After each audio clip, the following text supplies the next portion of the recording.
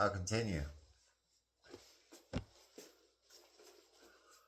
Soon we're walking side by side down the hall, him and Ed Shiner, Mr. Foss and Ed Shiner. Soon we're walking side by side down the hall of this ramshackle building 2 squares over, with all sorts of creepy sleazoids passing us in the narrow corridor until, like a ship with a mighty prow, my giggly alligator sends them to the floor with all sorts of mock diseases,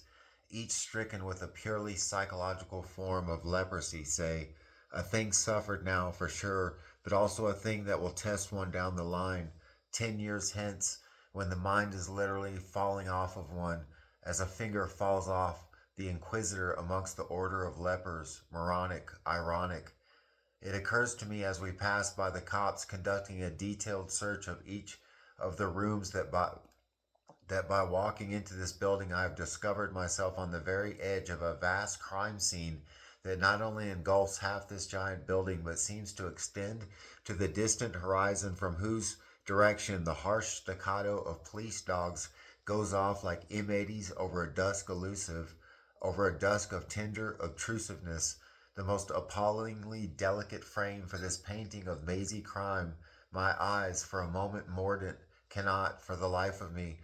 recognize that vista stretching out to the furthest reaches of the squares, an elaborate Euclidean shibboleth fanning out in accordion warbling of birds of suicide sonority, great sororities of maiden architecture busy with cops and criminals swarming over the great green lawns, lying in alcoholic supine beneath trees characterized by a sort of bucolic malevolence.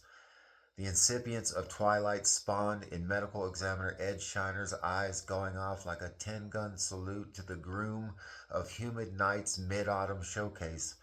Her body of long luted note in agonizing sustain through a dress of the thinnest material, as if an eczema of verisimilitude had afflicted a ghost, and having taken on an actual solid skin, molts out of it. In this manner this dress seemed partially inexistent,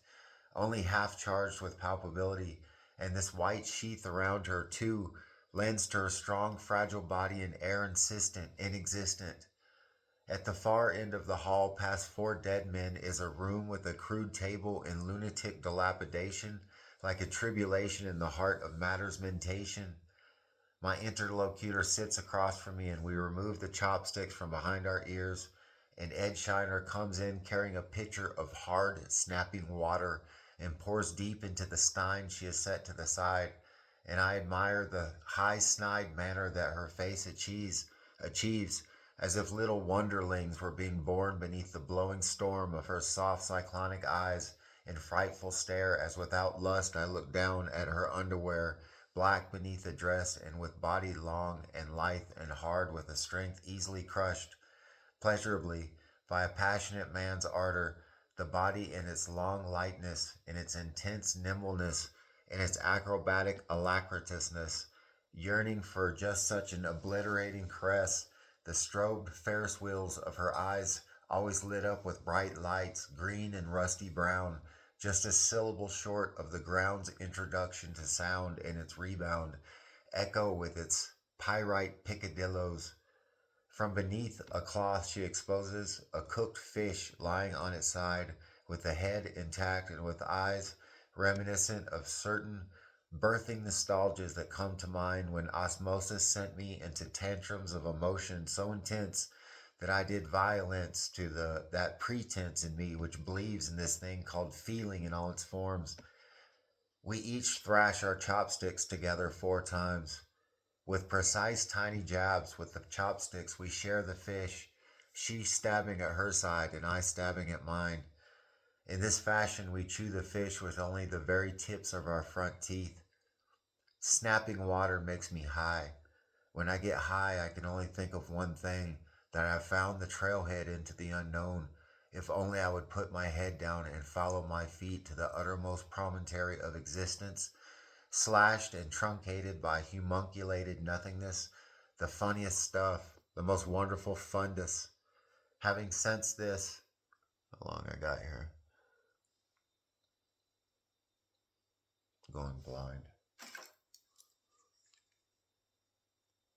Okay. Having sensed this, The giggly alligator on my hip begins to sip the air in order to expectorate it back to me in reverse resuscitation, magnified in the form of the pink effluvium that begins to form like a cotton candy beard around my paraphernalia. Sage in this world,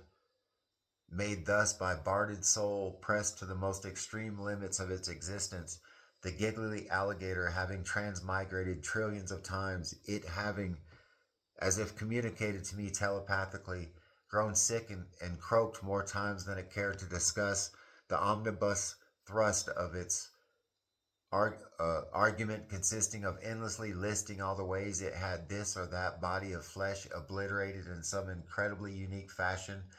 the giggly alligator giving me the impression that because of some right or penance that it alone in the cosmos is burdened with, it must now live it out down to the last drop of blood, the last blink of a brain in extremis, every conceivable form of conscious life in this universe helixing dangerously along rims of extinction. That is to say, I've often received the vile impression that the giggly alligator is condemned to perpetual existence in infinite forms, and that in some lives it is the drowner and in others the drowned. With finicky little fastidious stabs at the delicate fish meat with the chopstick, she tells me, Ed Shiner, she tells me the rash of inanimate objects in the city evincing, it would seem, a primitive form of consciousness, a thing inconceivable until recently when everything admittedly is fraying at the seams. The heavy feeling of so much fish meat in my stomach is a dreamy thing to me. The sensation's totally unreal. She stands up and goes to the freezer, sitting funk in the corner of the kitchen of this dive, and brings back a glass of ice. She puts some ice in her water and then she puts some in mine. She tells me there is a mallet that has begun stammering and they keep it in a pen 6 squares from here. Poofed, says the ice. Medical examiner Ed Shiner regards it with an eye of slicing laceration, as if speculation had been lopped in twain, its neon gall poured into beakers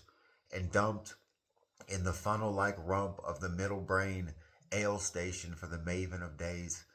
I tell her that inanimate objects are waking up because they're being fed the baloney. What is called baloney, I tell her, is comprised more from the materials of the mind than the body, and that these folks who have excused themselves to go to the restroom and are never heard from again are being turned into just that, a 26-dimensional loaf that is fed to beds and boards and stones and commodes, making them spry, giving a wheelbarrow a little sparkle in its eye. Poofed, says the ice. We finish the fish, she and I, and without a word she snaps off a bone, and I do the same, and with these bones we pick our teeth, the front ones, and then Ed Shiner removes a medical waste bag from a kit at her side, and she places the fish in it and takes the bag and throws it into a fiery furnace, and we walk back to where Paparazzi sits with his hands folded across his lap, and I tell him that my colleague here, Ed Shiner, is to examine his credentials. I think I'll stop right there with her examining his credentials.